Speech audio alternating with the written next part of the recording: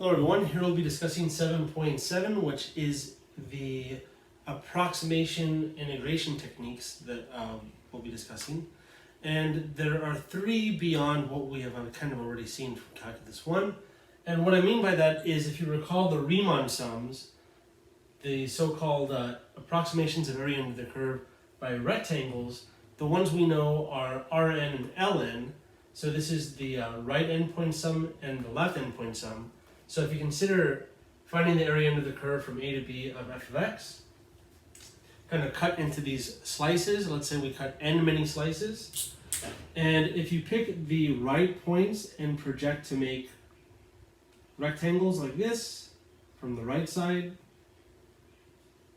and calculate the area of those shaded triangles, then you actually get Rn, which is a way to approximate the area under the curve. But if you use the left ones instead, the left points, you get a different approximation, maybe better or maybe worse depending on the curve. It looks kind of the same in this image because it's kind of small, but in any event, when you actually find the area of these shaded rectangles, you get an approximation for the area under the curve. Again, it may be an underestimate or an overestimate, just kind of depends. And just to recall what those are, they were the sum from, for Rn anyways, sum from I equals 1 to n of f of x sub I times delta x. And Ln is kind of similar, you can read that on your own. But here the key things, the key important things are that delta x is equal to b minus a over n. That's just the length of the interval, or the length of each of the rectangles anyways. So if you take any of these rectangles, like let's say this one, the width of the rectangle is delta x. So this is the uniform width of all of these slices. So the slices we're cutting all have the same width, and the width ends up being the distance of the interval a to b, so b minus a, divided by the amount of slices n. So that's always the case for any approximation actually, with slices anyways. X sub I is also pretty standard as well, so we'll be kind of seeing that these are kind of standard evaluations. X sub I is basically the x value that we land on as far as the endpoints of this slice. So notice a plus I times delta x, it's actually fairly easy to calculate. Notice for x sub 0, when you plug in I to be 0, you just get a, so a is x0. Similarly x1, notice x1 is just the other endpoint about this slice. So notice if you just add delta x to a, you get x1. Similarly, if you add 2 delta x's to a, you get to x2. So that's why it's a plus I times delta x. So x sub whatever would be I, not I, but a plus however many of those delta x's you need, which will be the same amount as the subscript itself. Okay, good. Now the reason why this ends at n and starts at 1 and this starts at 0 and ends at n minus 1 is because of the nature of right versus left side. So if you look at the left sides of the slices, you start at the 0th x value, but end at the second to last one. So not the nth x value, but the n minus 1. Similarly, if you look at the right ones, then you start at 1 and end at n. Okay, so again, this is something that we kind of saw in Calculus 1, but what I want to say here that is a big result is the following. The integral from a to b of f of x dx, that's the area under the curve of f of x between a and b. That's the exact area under the curve.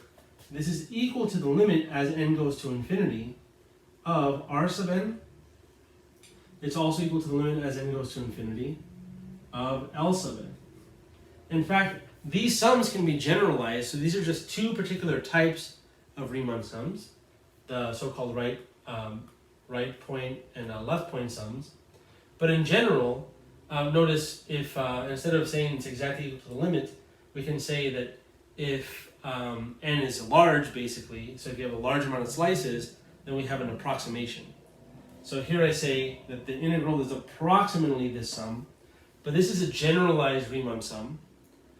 It's f of xi star, and the sum goes from I equals 1 to n, where xi star is some number in between this subinterval x sub I to x sub I minus 1 to xi. In other words, it's just any value in between. So if you pick any value in between, project here, you basically end up getting the height of that rectangle at any particular point in between. So instead of getting the right side or left side, just pick a random point in between. It's still an approximation of the area under the curve, is what this is saying. Okay. Now, one nice thing to notice that a lot of people notice is that there's a relationship, a visual relationship between these two. And that is that, well, first off, there's f of x dx, f of x of I delta x. Sigma, notice, is a Greek letter that starts with an S. Integral symbol is an elongated shape that looks like an S. There's a lot of relationship between this notation, something to think about, but of course, S and D are Roman letters, whereas sigma and delta, notice, are Greek letters. So you can kind of see the influence of this notation based on the approximation of area under the curve. Now I want to show you some kind of new rules. To be honest, this one could have been introduced to you maybe in Calculus 1, just kind of depending. And this one probably not, but it could have as well. So again, these are just other approximations of the area under the curve, similar to Rn and Ln. So this is the midpoint rule, known as Mn, and the trapezoidal rule, known as Tn. So this is just the sum from I equals 1 to n, of f of xi bar. Xi bar is just the midpoint between the two endpoints of the slices. So it's xi minus 1 plus xi, and then all of that over 2. So that's why we have to start at I equals 1. So you get the first midpoint and the second midpoint and so on. So notice it's a very, not generalized, but it's a very specific version of this generalization where the point we pick, because I said you can pick any point in the subinterval, the point we're picking here is the exact midpoint of that subinterval. And I'll show you a visualization in a bit. And here again, this is kind of standard. Delta x is equal to b minus a over n, and xi and xi minus 1 are found in the way I described here. Okay, trapezoidal rule, again, is pretty similar, only I do not write it in the summation form, instead I expand it out. And notice the delta x, they all have delta x in common, and delta x, so every term in any of these sums, they'll all have delta x in common, and delta x is independent of I. Delta x will just be some number over n. It is independent of I, it will not have I involved, meaning you can actually distribute it out of the sum, because the sum is indexed in I, which is a little hard to explain, but in practice, when doing examples, we'll see more what I mean there. So that being said, in reality, you can pull the delta x out of the sum, and generally people do that in practicality. So when doing problems, generally people will find the sum of the heights first, and then multiply that sum to the width, because all of the widths are the same. So that should make sense. They're all the same number, delta x. But here, for the trapezoidal rule, it's delta x over 2, and then the sum on the inside is f of x sub 0 plus 2f of x sub 1 plus 2f of x sub 2 all the way up to 2f of x sub n minus 1 plus f of x sub n. And where we have these standard calculations of delta x, and that should be x sub I. Great. And notice here, the reason why I didn't write in a summation notation, of course, it's kind of difficult to show. The inner two, not inner two, but the inner terms, not the outer two, but the inner terms all have a coefficient of 2, the outer terms do not. So that's a little hard to write. It's doable, but it's better just to write it like this. And notice we have this delta x over 2. This is basically due to the fact of how you find the area of a trapezoid. It's the top base times, well, top base plus the bottom base, all multiplied by the height divided by 2. But in this case, we're kind of looking at trapezoid sideways, which I'll show again a drawing in a moment. And the height would really be the width here, and then that's over 2. So over 2 comes from the area of a trapezoid formula from geometry. So now let me try to show you a visualization of midpoint and trapezoids here. So notice I've drawn these slices kind of a little more spread out than I did here. So what the midpoint rule will look like is you grab the midpoint of each of these slices up here on the curve, and then you just make a straight line like this for each of them, and then look at those rectangles. So the area here is an approximation of the integral, of the area under the curve. Here, the trapezoidal rule connects these points that are projected from the endpoints of the slices to the curve with straight lines. So notice these aren't exactly rectangles. They're actually trapezoids if you look on your side, because we have these so-called bases of the trapezoids and then these kind of slanted sides here. So they look kind of like rectangles, but the tops are slanted possibly. So this is a pretty good approximation. In fact, basically, these approximations more or less get better and better. So these are okay, this is better, and trapezoidal is even better, usually. And I'll do a few examples here, and then we're going to look at one more rule after that that's even better. Right, so for this example, we're asked to approximate the integral from 1 to 2 of 1 over x dx using m5 and t5. So the midpoint rule with 5 slices and the trapezoidal rule with 5 slices. So we could kind of see things visually if you like. In fact, 1 over x is kind of a nice curve. So if you were to graph this, 1 over x on the left, or on the right side will look something like this, on the left it looks like that.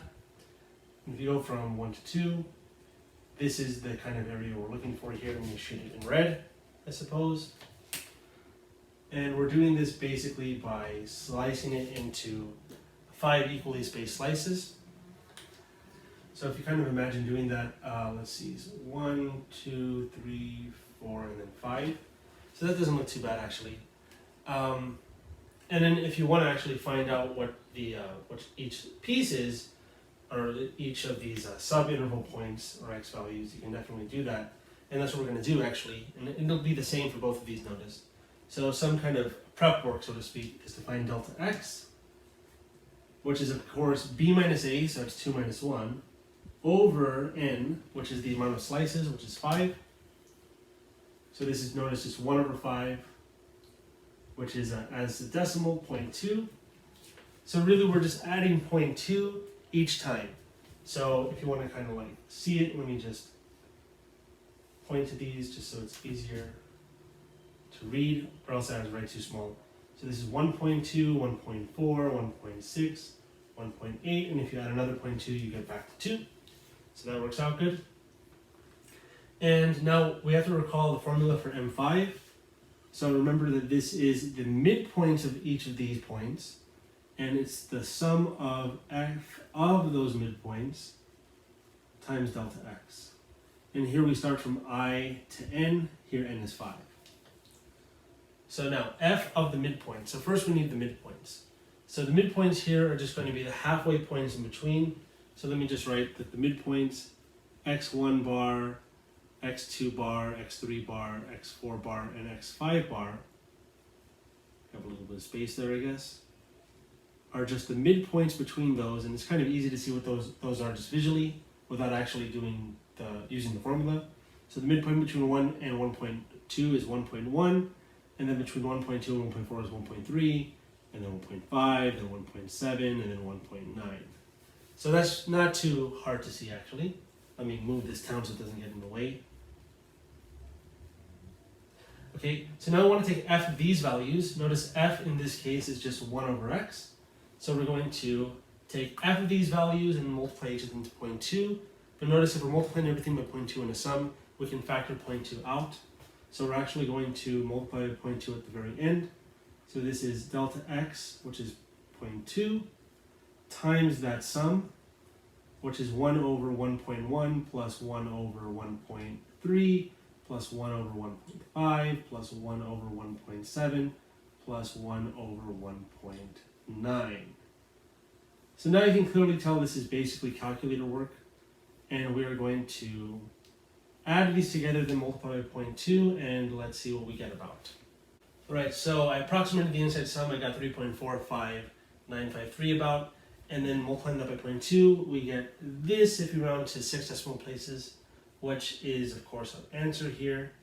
And if you want to compare to the actual integral, notice the antiderivative of 1 over x is ln of x, and if you evaluate that between 2 and 1, it's ln of 2 minus ln of 1, ln of 1 is 0. So this is just ln of 2, and if you use your calculator, that's about 0.693. So it's close, but you know, not super close. Of course, the more amount of slices we have, the closer it'll be.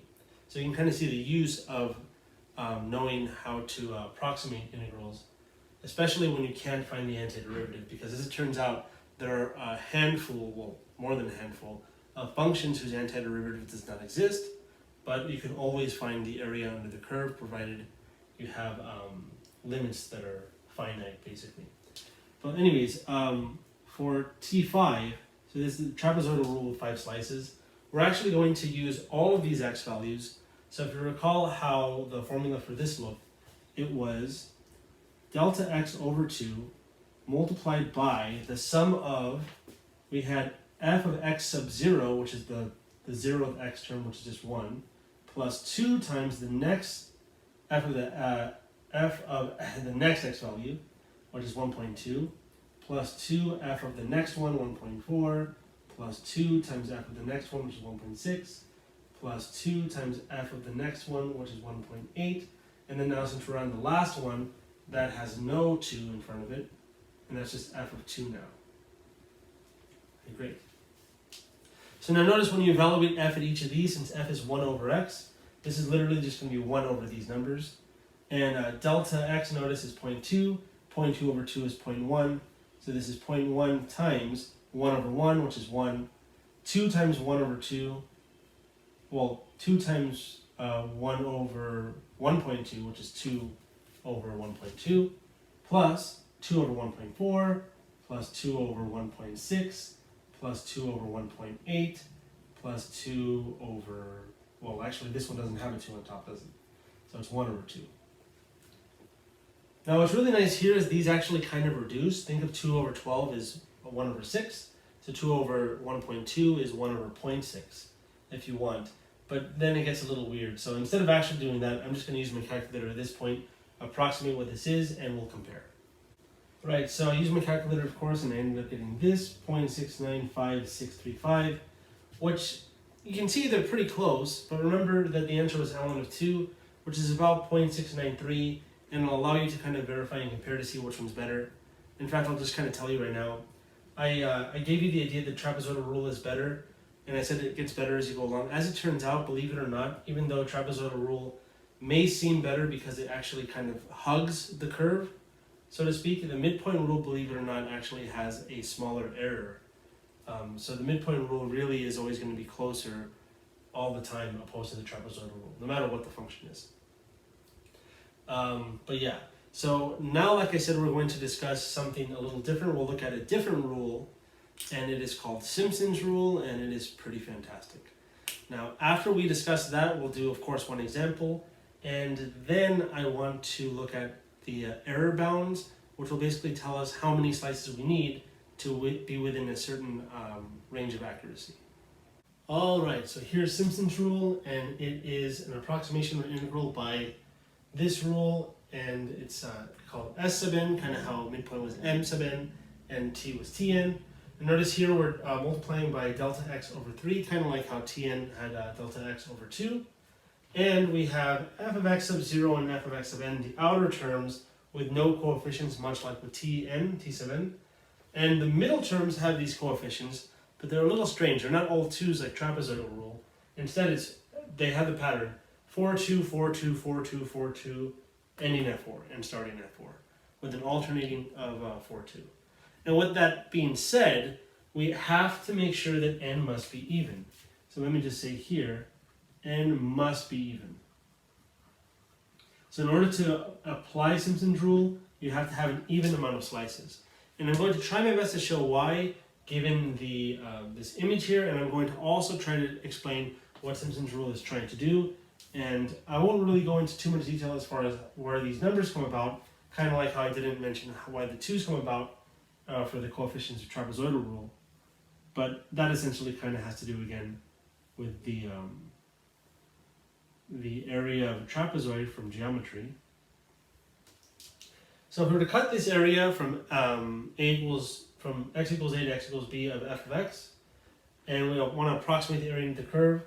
Now remember, for trapezoidal rule, we connect these points with just straight lines, right? Now that actually doesn't do much. It doesn't give a better approximation than something like the midpoint rule, say. So we need to be a little more clever to get something better. And what Simpson basically did was he grabbed these 3 points here and he connected them with a parabola. So you need 3 points to create a parabola. Of course, a parabola has a quadratic equation. And if you actually construct that, you can find the equation based on these 3 points. And what happens is the coefficients 1, 4, 1 come about, as it turns out. And similarly, here, if you get these 3 points to connect to make a parabola, you can get one unique parabola from these 3 points, and that will look something like this in this case. So we're kind of splicing together these parabolas. And I guess I need one more to actually have an even amount. Let's just say, let's add one more here just to show that. So let's make this be just so we have an even amount so you can see what I mean. And connecting these points with a parabola, you get this here. But it doesn't really look like much, but if we were to extend them out just so you can see them, one parabola is like this. The parabola here is something like let's say like this. This parabola is something like this. And finally we have this parabola, which looks something like that. So we'll see we have these kind of overlapping parabolas, but really all we care about are these kind of subsections, which basically try to mimic the waviness of f of x. And here in this image, it looks like it's super, super, super close. And we'll actually see that in general, Sn is the best of all the rules we've seen as far as approximation goes. And in fact, we're going to do the same example we did previously. The only problem is we can't use 5 because 5 is odd. So instead we'll use S6, which kind of may make you think, well, you're adding more. But if you try T6 and M6, it's going to be nowhere close. So let's try M6, and let me erase this, and I'll do that right now for the previous example we saw with M sub 5 and T sub 5. Right, so here it is, the integral we approximated previously, the integral from 1 to 2 of 1 over x dx. We're going to do this, of course, using S sub 6. So notice we need delta x over 3. Delta x is going to be the same thing it was before, but notice here it's 6 instead of 5, so it's going to be 2 minus 1 over 6, which is actually 1 over 6. And that's kind of unfortunate because the value is a little weird, but 1 over 6 over 3 is just 1 over 18, so I'm going to call this 1 over 18. But I'll do that later. So now we need f of x sub 0, and then we need all these. So let's see, what are the x values? Well, if you consider again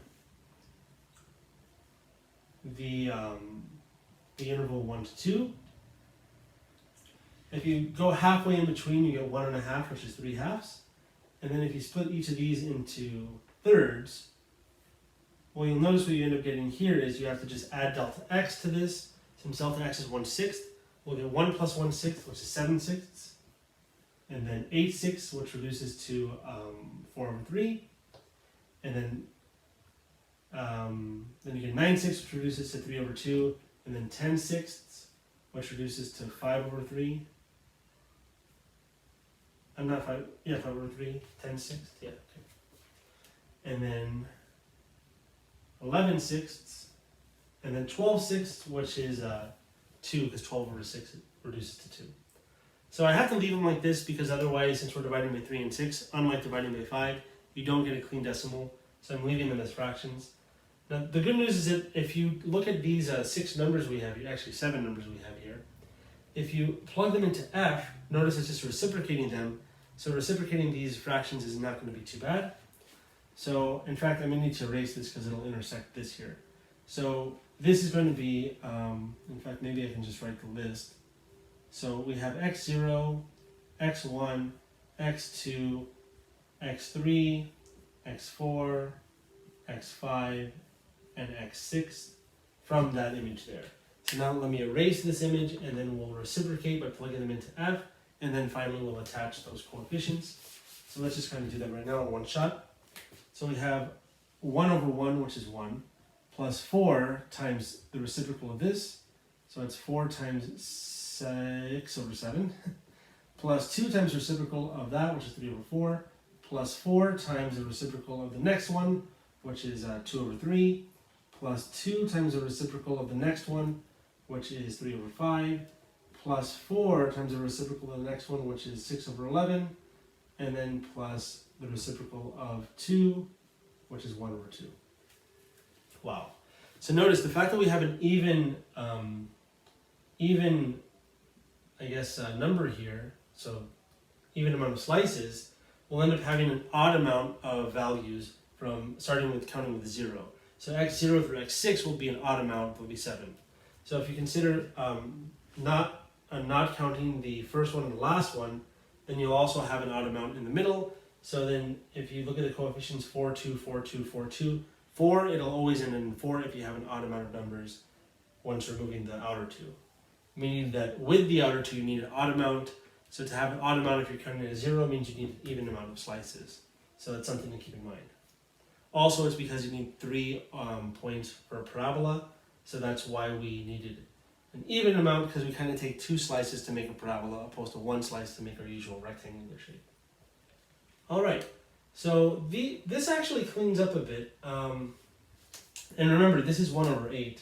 So we've used this. So let me erase this and let's actually write that out. So remember that this is 1 over, I said 8, I meant to say 18. And this is 1 plus, that's 24 over 7. That reduces to 3 over 2. This is 8 over 3. This is 6 over 5. This is going to be 24 over 11. And that's 1 over 2. Now, obviously you can combine some things. Notice these already have the same denominator. But I'm not going to even worry about that. I'm just going to approximate.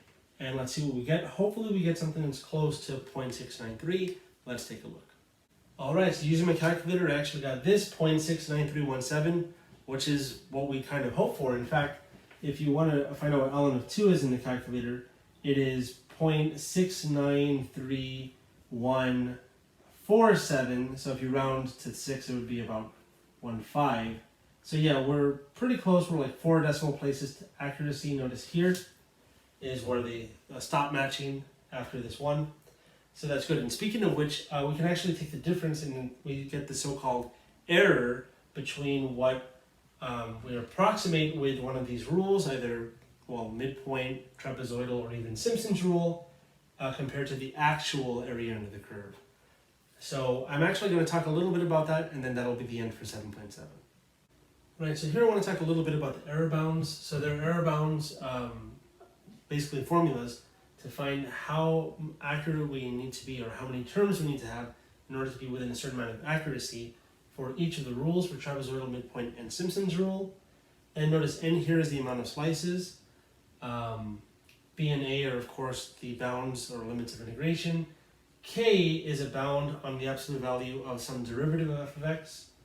And notice here the error bounds for the trapezoidal and the midpoint rule are very similar.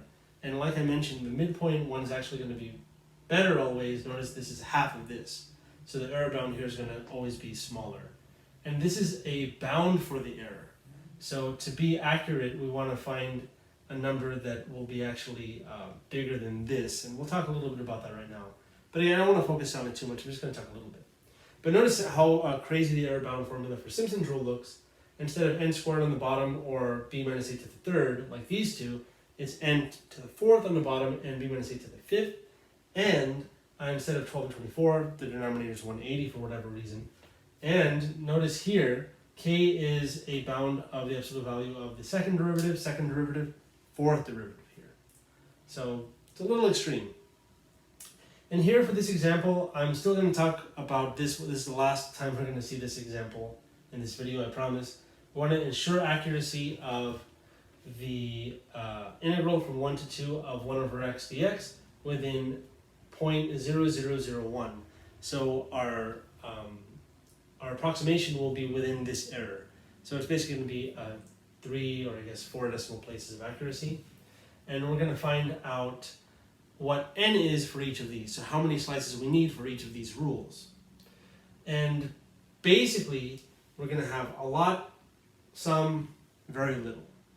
So it's going to get better and better as we go along this way. Now here I have f of x is 1 over x, and I've just kind of saved you some trouble in finding the derivatives. First derivative, second derivative, third derivative, and fourth derivative. And to find k for each of these, well, notice that our bounds are 1 and 2. So x is going to be, of course, in between 1 and 2. And what that actually tells us is that if you reciprocate each side, you get 1 is bigger than or equal to 1 over x, is bigger than or equal to 1 over 2. And then if you take the absolute value of this, this kind of tells you that the absolute value of 1 over x has to be less than or equal to 1. If that makes sense. Just kind of looking at this piece here. Okay, so this kind of tells you k for each of these. So notice for this one, this is the same as, so that's the second derivative. So 2x to the third in absolute value, that's the absolute value of the second derivative. This is the same as 2 times the absolute value of 1 over x to the third. And notice this is less than, according to this bound we have, just less than 2. So here, k is 2 for trapezoidal and midpoint. So we'll keep that in mind.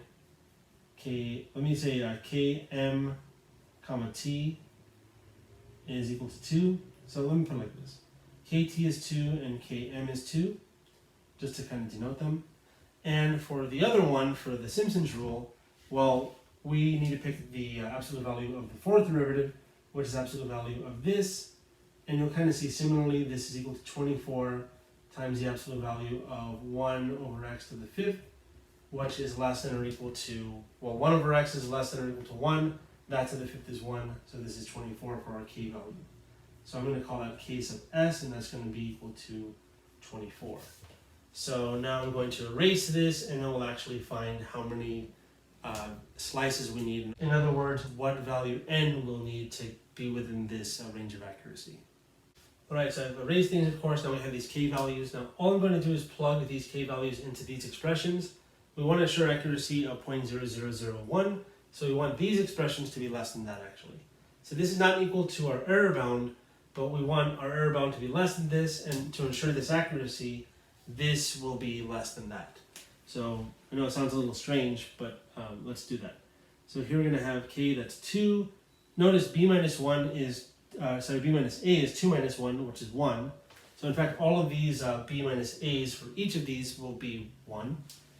So the numerator is just going to be 2 over 12n squared, and that's going to be less than 0.001 for trapezoidal.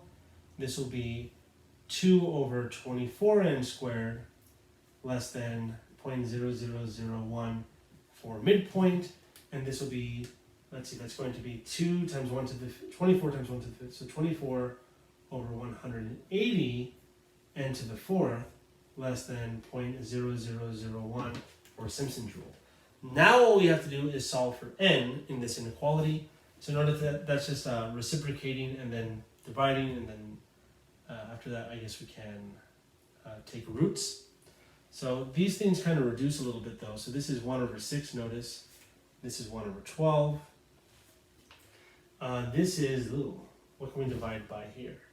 Well, I guess we divide by 6, so that's going to be, that divided by 6 is 4, this divided by 6 is 30, and then we can even divide by 2, so we get 15 and 2 like that. So here, if you reciprocate, you get 6n squared is bigger than 0.0001. Well, it's actually 1 over that because we're reciprocating both sides. But then if you divide by 6, notice 0.0001 times 6 just gives you this in the denominator. And then if you square root, you get that this is bigger than the square root of this expression, which you can write like this. And I'll approximate what that is right now. Here, very similarly, if you were to kind of run through the same motions, you'll get 12n squared is bigger than the reciprocal of that guy. And then dividing by 12, you end up getting something like this, I believe.